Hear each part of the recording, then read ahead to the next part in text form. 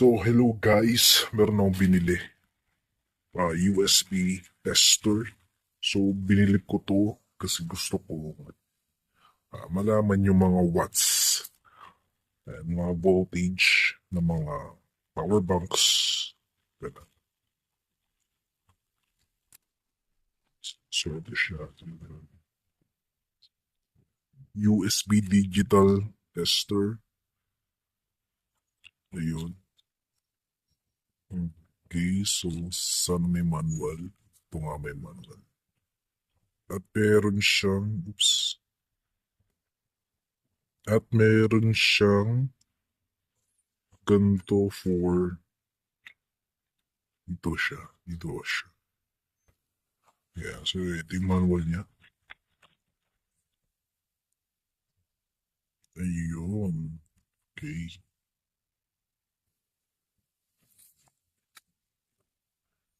Dami ah. Okay. Chinese na, Chinese. Okay. So basahin ko muna ng konti. May manual din dito. Then ito yung mismo device. Okay.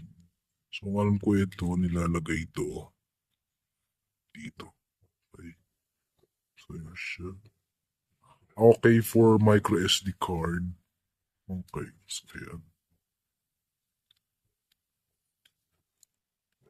Ayun. Micro SD card ata yan. Not sure bakit kailangan micro SD card. Then may plastic siya dito. Plastic lang. Type C. Pero sabi dito input. Okay, input natin. So, yan. Basahin ko muna ng konti yung manual para alam natin kung paano gamitin.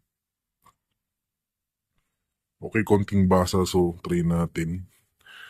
Okay, dito man nasa binili nating mumurahin. Pero ayos din. Okay, gumagana yan. At meron din siyang lights. Okay, so ang nabili ko to, siguro mga nasa 300 plus or less than 400. Ayan, so dito yung output. Okay, so ito yung input natin. Okay. So bigla siyang gumanon at welcome. Okay. Okay, 5 volts. Okay. Okay, hindi ko alam ang meaning nun. Okay, try natin pindutin to. Ayun, nag-iba. Okay. CPU, okay. 0.01 watt hour. Oops, sorry. Okay. LDR 0.1. Okay, so kailangan natin ng device. Okay, ngayon, strain muna natin tong paganahin. Okay. So, yung USB input, USB output. Okay. Ayan. So, ginagawa siya dito. Ayun, namatay. Hindi ko alam kung nangyari. Ayun, welcome. Ayun na siya, meron na siya. Ayan na. Okay, so ang nalalabas nito is ayun, 3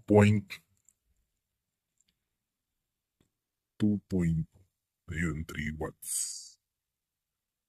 Milliamp hour. Okay. 5 volts, 0.5. Ayun. So, try natin ang iba. Hindi ko alam kung para saan tong graph na to. So, yung mga nakakaalam sana mag-comment kasi bago pa lang ako dito sa mga yan. Ayun, ano. Hindi ko rin alam. Long press, ha? No. Display off. Yun siya. So, 2 point.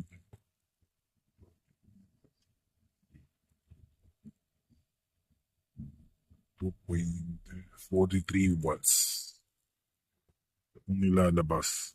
So, sa tingin ko magagamit natin to. Okay, tagalin muna natin. Okay. So, magagamit natin to kapag ka mag-charge tayo kung gaano ba kalakas yung output ng power bank. Okay, so dapat nyo ring malaman kung gaano kalakas yung capacity na pwedeng makonsume ng isang cellphone. So, kunwari, 30 watts. Yung original na charger, 30 watts ang pinakamataas. Okay? So, paano nyo ba malalaman? So, kung wala kayong mga tester dyan, o digital, ito na siguro. Dito lang siguro. So, test ko yung mga 10 watts ko na devices. So, yun, test ko yung mga iba. Okay, so test naman natin yung ito. Kung ilang watts yung nilalabas niya. Okay? So, hindi pa yung naka-on. Siguro to turn on nyo yung power bank. Siguro ito hindi siya pusa or yan. So, yun. Milaw na siya at tignan natin 0. Ayun. 4.4 watts. Okay. Ayun, tapos kung gaano siya, kung ilang time na yun na-consume niya. The ohms resistance siguro. Yun. Amps. Okay. So, 5 volts talaga to. Okay. Try din natin yung iba.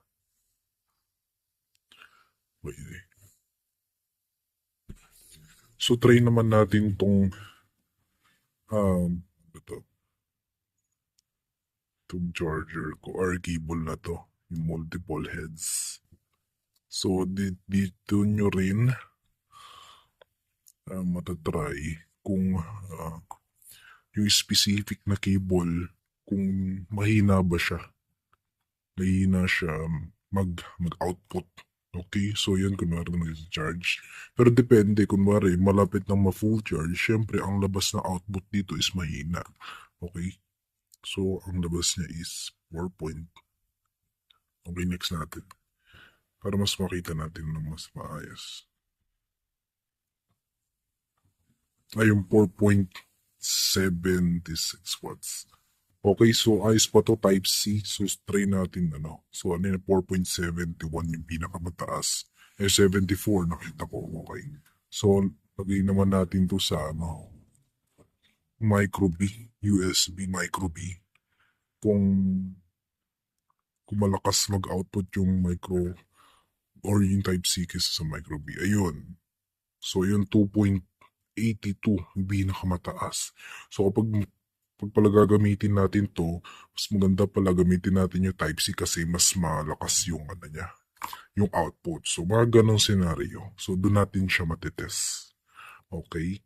So, paano nyo, kunwari, meron naman kayong mga devices na ganito. Yan.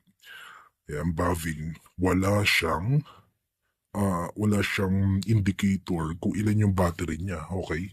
So, yun. Pwede natin ito i-test. Okay?